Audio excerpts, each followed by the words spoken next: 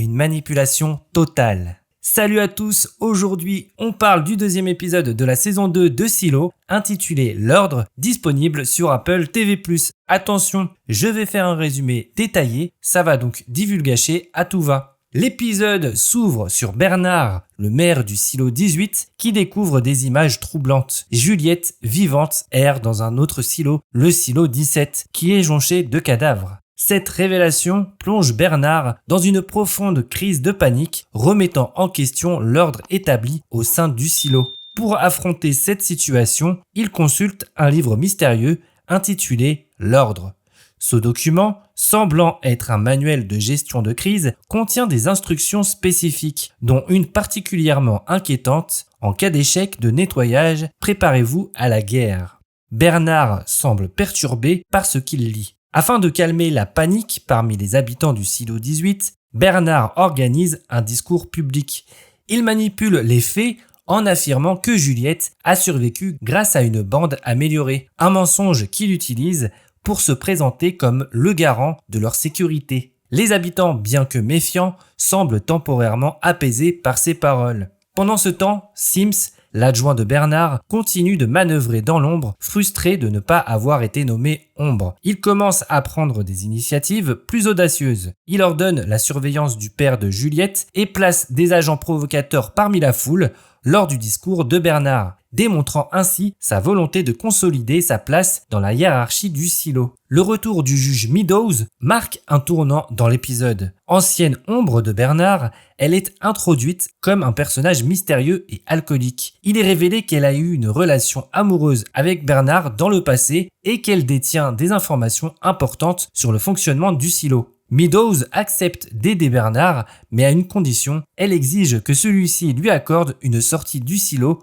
dans le futur. Dans les profondeurs du silo, Shirley, la meilleure amie de Juliette, incarne la résistance, refusant de croire aux mensonges du maire, elle devient la tête d'une rébellion naissante. Shirley rallie plusieurs habitants des profondeurs, dont Cooper, l'ancienne ombre de Juliette. Ensemble, ils envisagent des actions radicales pour découvrir la vérité sur ce qui se passe réellement dans le silo. Walker, le mentor de Juliette et figure d'autorité parmi les habitants des profondeurs, est tiraillée. Elle tente de dissuader Shirley de prendre des mesures extrêmes tout en essayant de protéger ses proches. Walker jongle entre loyauté et prudence tout en s'interrogeant sur les véritables intentions de Bernard. L'épisode monte en tension alors que les conflits entre les partisans de l'ordre établi et ceux qui aspirent à la vérité deviennent de plus en plus évidents. L'épisode se termine sans réponse claire, posant des questions sur l'avenir du silo et sur les manœuvres de Bernard, Sims, Meadows et Shirley.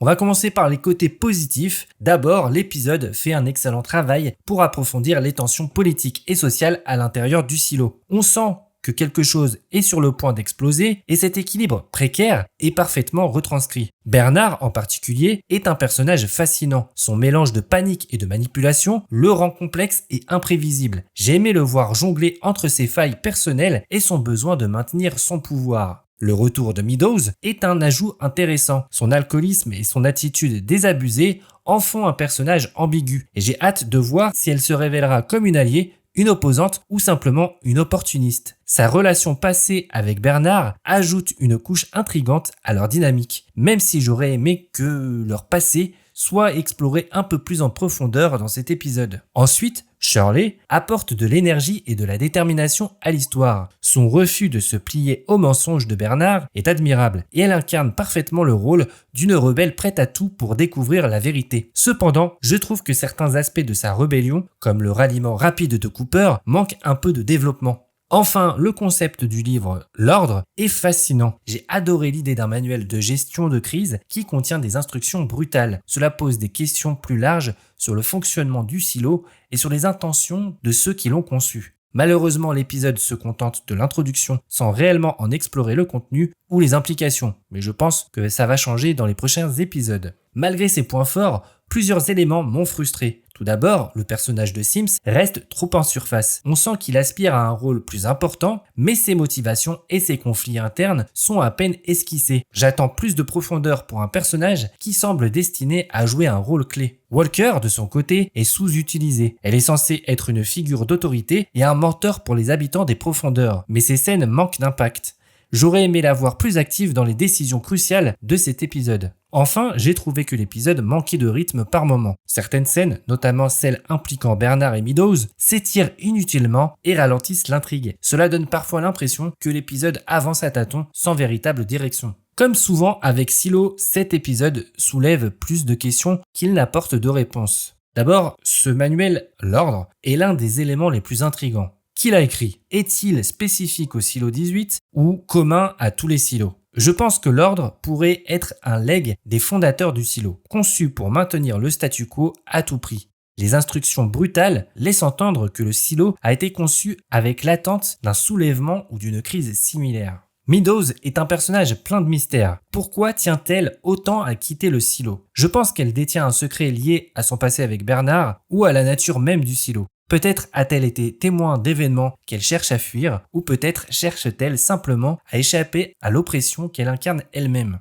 Sims est clairement frustré de ne pas avoir été nommé Ombre. Je pense qu'il pourrait tenter un coup d'état ou au moins manipuler Bernard dans l'ombre pour obtenir plus de pouvoir. Mais sa loyauté semble divisée et il n'est pas encore clair de quel côté il se rangera si le silo entre en crise ouverte. La rébellion menée par Shirley est l'un des éléments les plus prometteurs pour la suite. Je me demande si elle parviendra à rallier suffisamment de monde pour contester le pouvoir de Bernard ou si ses actions auront des conséquences désastreuses pour les habitants des profondeurs. Une chose est sûre, elle ne lâchera rien.